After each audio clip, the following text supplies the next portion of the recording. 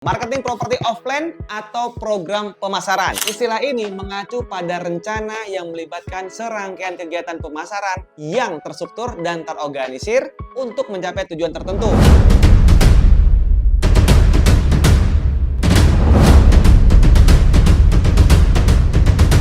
Program pemasaran mencakup strategi, taktik, dan alokasi sumber daya yang diperlukan untuk mencapai hasil yang diinginkan dalam pemasaran. Strategi yang umum digunakan dalam industri properti. Pada dasarnya, ini adalah metode di mana pengembang atau pemasar mempromosikan dan menjual propertinya sebelum properti tersebut benar-benar selesai dibangun atau bahkan dimulai konstruksinya. Dalam konteks ini, off-plan, pembeli membeli properti berdasarkan rencana, gambar, dan spesifikasi yang diberikan oleh pengembang tanpa melihat dan merasakan properti fisik secara langsung. Tujuan dari marketing properti off-plan ini adalah untuk menghasilkan minat dan mendapatkan komitmen pembelian dari calon pembeli bahkan sebelum properti tersebut selesai dibangun. Marketing properti offline mengandalkan kepercayaan dan keyakinan calon pembeli dalam visi dan reputasi pengembang properti. Penting bagi pengembang untuk menyampaikan informasi yang jelas dan akurat tentang properti tersebut, mengatasi keraguan dan kekhawatiran potensial, serta menjaga komunikasi yang terbuka dengan para pembeli sepanjang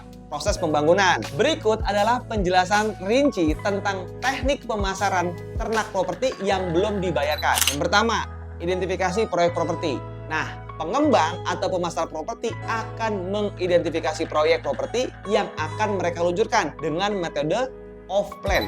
Yang kedua, perencanaan dan desain propertinya. Tahap ini melibatkan perencanaan dan desain properti yang akan dibangun. Ini menyangkut pemilihan tipe unit, ukuran, dan juga fitur-fitur yang akan disertakan dalam properti tersebut. Yang ketiga, promosi pemasaran setelah desain properti selesai. Tim pemasar akan membuat strategi komprehensif untuk memasarkan properti off-plan ini kepada calon pembeli. Nah, strategi ini dapat mencakup media sosial, iklan cetak, kampanye pemasaran online, presentasi langsung, dan lain sebagainya. Yang keempat, kontrak dan pembayaran. Setelah melakukan pemesanan, calon pembeli akan menandatangani kontrak jual beli properti dengan pengembang atau pemasar. Kontrak ini akan menjelaskan detail pembayaran, tenggat waktu pembayaran, dan semua persyaratan lainnya. Yang kelima, serah terima properti.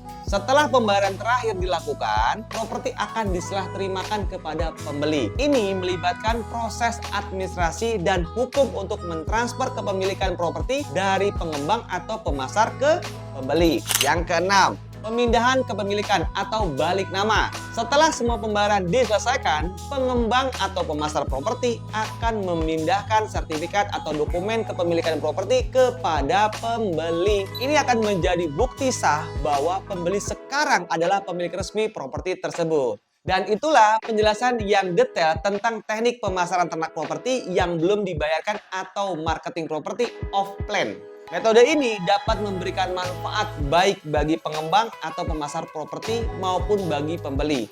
Tetapi juga melibatkan resiko yang harus dipertimbangkan. Semoga bermanfaat dan kalau masih ada yang bingung, komen di kolom komentar ya. Saya Dimas Aranto mengucapkan salam mantap.